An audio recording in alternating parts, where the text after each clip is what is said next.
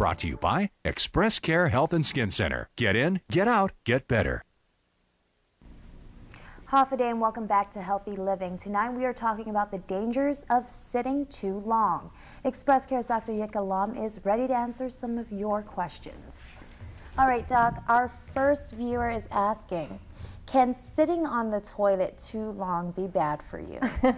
It really can. It can give you hemorrhoids of all things.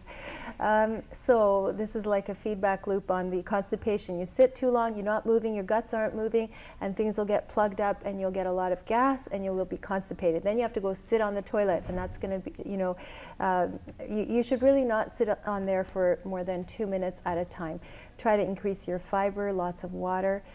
If you haven't eliminated what you need, get up and take a walk, come back again. Don't sit there for hours and hours straining. Okay. Now our next viewer asks, my job calls for me to be sitting for long periods of time.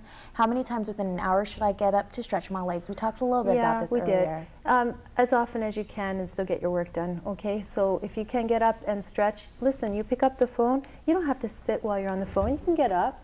Okay, when you're talking on the phone, or if you just need to, think about something, or if you're doing a task that doesn't require you to be stuck right there on the computer. So, and then all your off time when you're not at work, try not to sit. Yeah. So next, our next viewer is asking, can certain chairs add to the dangers of sitting too long? They can, especially very soft, cushiony chairs, as you collapse down into them even more, the lazy boys and so on. Then you're really not using any muscles to actually support yourself to sit up. If you're tired, go lie down in your bed, put your feet up, but don't collapse down in your chair. Other things you should be aware of is when you're driving for a prolonged period of time, you're really in a very imbalanced posture. You've got one foot ahead and you kind of one shoulder up, whatever it is you're doing, but that foot that's on the accelerator, it is creating an imbalance in your buttocks and in your lower spine, and you may end up with back pain and an imbalance for that. So be aware of that. Consider putting like a little cushion under the side which has the accelerator, so that you can kind of keep a good posture even in the car. Oh, okay. That's something I never really thought about, actually. Our next viewer is asking, are sitting dangers something companies should be concerned about? Definitely, because they want to have a productive workplace that is mentally alert. When you're, especially after you've eaten your lunch, you sit down at the desk, you're ready to go to sleep. So you want to stand up and get moving, take a stroll after you eat a light lunch. And many companies in the mainland are actually implementing standing desks, even with a treadmill underneath. So you could push it and take a little walk while you're doing your keyboarding or whatever. Meetings where people have standing up meetings or walking meetings, using bouncy balls, those big huge ones that they have in the gym that you can balance on, those big rubber hard balls, sitting on those actually during meetings where you're alert, you're bouncing a little bit, you're using muscles to stay balanced. It could be a very fun meeting, I think. Okay, great. Now, I do have a question. Of course, I have 6 children of my own.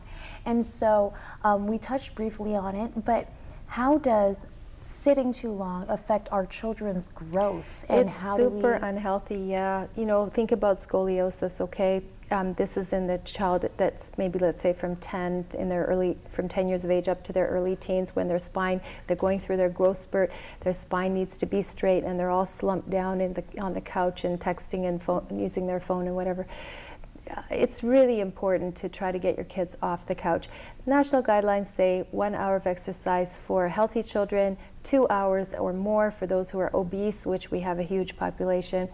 But telling your kids, when you're sitting all crunched up like this, you're in a very unnatural position.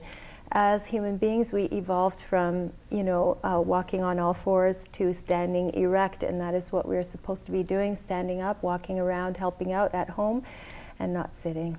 All right. Well, thank you, Doc. Thank you. You're welcome. And one more question. What other things can we do to cure the back aches and the back pains that come with sitting too long? When you sit, let's say if you don't do any core exercise. Core is your lower area here, your solar plexus area. There are 3 things that hold you up to stand erect. One is your spine, the bony thing. Then there's the muscles of the back. And then there's your front muscles, that's your core. If this is weak because you've been sitting crunched down, keyboarding all the time or on your phone, this is very weak. What has to work harder? Your back muscles. Suddenly there's tension, suddenly there's spasm, there's pain. By sitting like this, the muscles here have become shortened. You need to get up, you need to stretch, you need to work on your core. So the short answer to back pain is crunches. Crunches, okay.